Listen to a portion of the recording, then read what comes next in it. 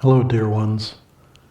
This is the last week of the year, and New Year's coming at the end of the week on the weekend. This is a special week in the sense that we can make use of this 52nd week of the year to sort of wrap up. And I thought I'd give a few suggestions for ways of kind of spiritualizing the end of a year. This has been rather, I would humbly suggest, a momentous year. 2020 has been a memorable year in terms of pandemics and challenging elections and all sorts of economic ups and downs, and it's, there's been a lot going on here. But anyway, to spiritualize the end of a year is to prepare to bring ourselves into the new year in a positive way.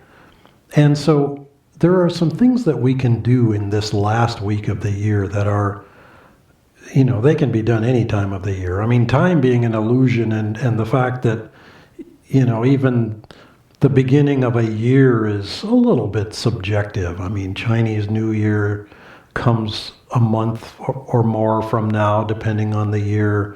Other years in other cultures begin at other times of the year. So, I mean, it is a little bit subjective. But the fact that so many of us focus on December 31st turning into January 1st and the 1 year rolling into another gives it a certain power. And Yogananda sort of emphasized that collective power, that collective magnetism around it. Many, many talks that he gave, many writings, little lessons. He talked very specific about how to spiritualize the new year.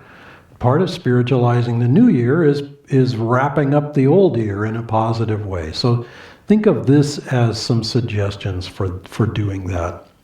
One of the things that I've always enjoyed doing and appreciated doing in this year is having a little bit more quiet time, perhaps, than I've had at other times of the year.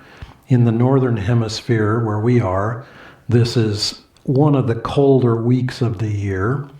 And so we've just passed the winter solstice, so now we're kind of climbing back up slowly in terms of length of day.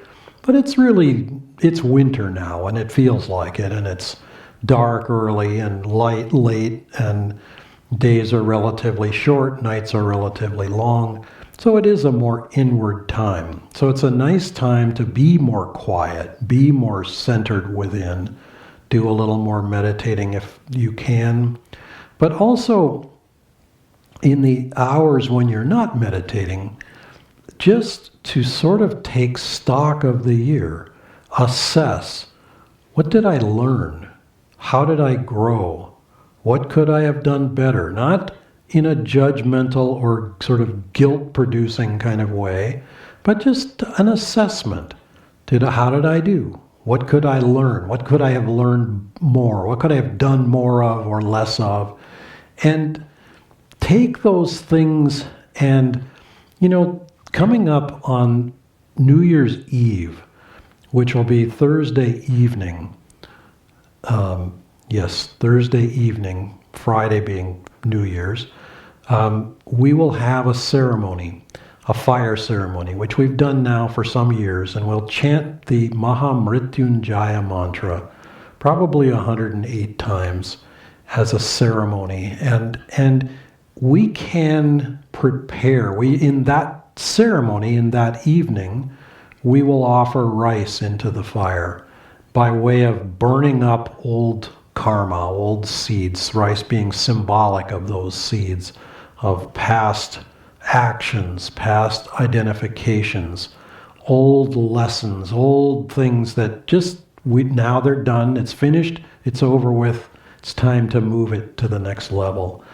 And you can prepare for that fire ceremony by, in a sense, kind of gathering those things up.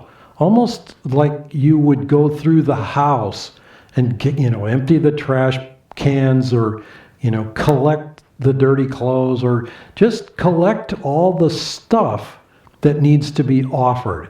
Well, again, without judging it as bad or wrong or negative, but just now we're getting ready to move it on. And I'll give you another visualization for this that has been helpful to me. Many times in our lives, we have gone on a long trip. In some cases, it has been a very long trip. It's been to move to another country.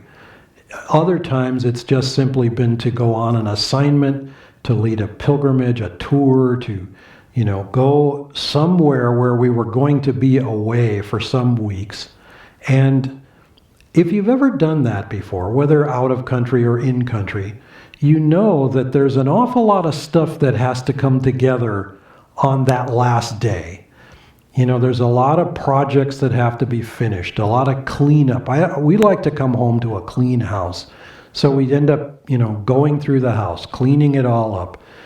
Projects have to get done, cleanup has to get done, packing has to get done, old stuff has to get, figured out, dealt with.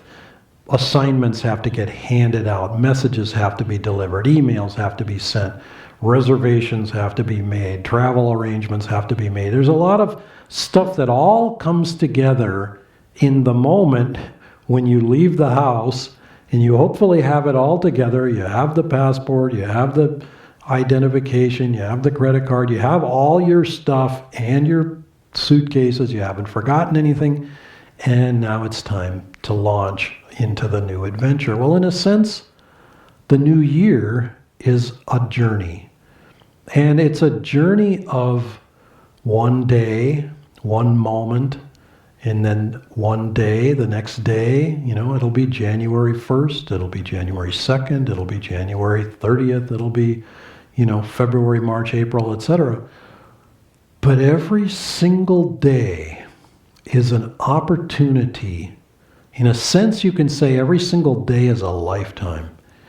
And we build that lifetime, we build that day with consciousness. We build it with our thoughts, with our habitual way of being, a way of looking at life. And we can fill this new year with new consciousness. It takes effort, it takes intention, it takes wanting to do it, but it can be done. And it can be a tremendous blessing to do so. So I invite all of us in these days leading to the new year, leading to New Year's Eve and then leading to New Year, to focus on wrapping up 2020, whatever we may make of it. I know many people I see in the news and in media in various ways. I say, 2020, let's put this one behind us and get on to 2021. Okay, well, that's all right. I mean, it has been a pretty intense year, I grant. But there's never a bad year. There are some tough years. But there's always something to be learned, and there's always something to be gained. And those things shouldn't be thrown away. We should glean the very best from 2020 and bring that into 2021.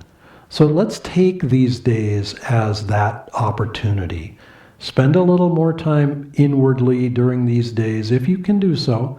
And even if you can't change like your work schedule, for example, but if you can just try to maintain a slightly more inward awareness, there's a real blessing to be found in it.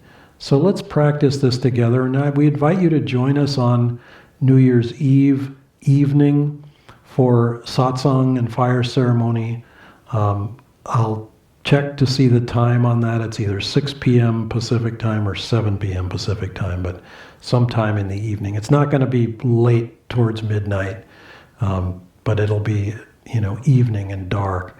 And we invite you to join us for that. But whether you can or whether you can't, we invite you to spiritualize the old year that's mostly past in preparation for spiritualizing the new year that is to come. God bless you.